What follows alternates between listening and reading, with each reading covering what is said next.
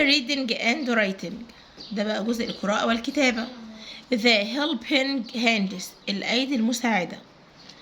احنا هنقرا القطعة ونشوف ايه المورال اللي هو الدرس الأخلاقي أو الدرس المستفاد اللي احنا بنطلع بيه من الدرس، اللي احنا بنستفاده من الدرس. يلا نشوف كده. هي المفروض نقول ليلي مش ليلى، تمام؟ ليلي and بهاء went to the forest. ذهبت ليلي وبهاء إلى الغابة. البنت اللي معانا في الصورة دي اسمها ليلي والولد اسمه بهاء. راحوا فين؟ الغابة. They saw an old bird's nest on the ground. رأوا عش طائر قديم على الايه؟ على الأرض. A little bird was crying. كان هناك طائر صغير بيبكي.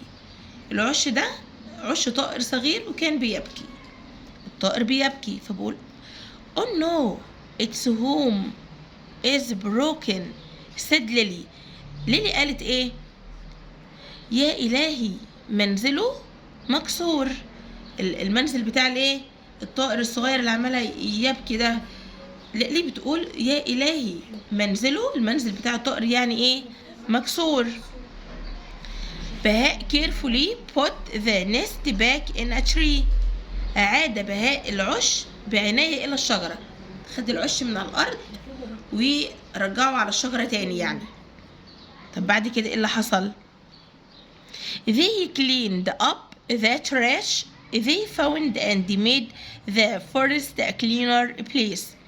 قاموا بتنظيف القمامة التي وجدوها وجعلوا الغابة مكان أنظف. نظفوا الغابة ولموا القمامة اللي موجودة ونظفوا الغابة وخلاها مكان ايه؟ مكان أنظف يعني.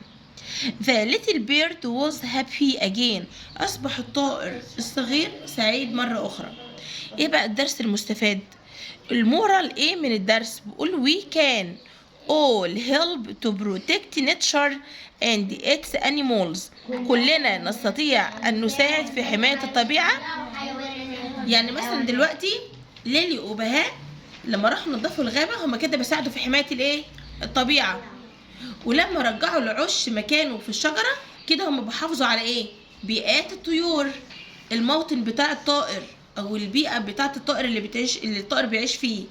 يبقى احنا برضو المفروض ان احنا نعمل كده. المفروض كلنا نساعد في حماية البيئة، حماية الطبيعة بصفة عامة، والحيوانات اللي موجودة على كوكب الأرض اللي بتعيش معانا على نفس الأرض.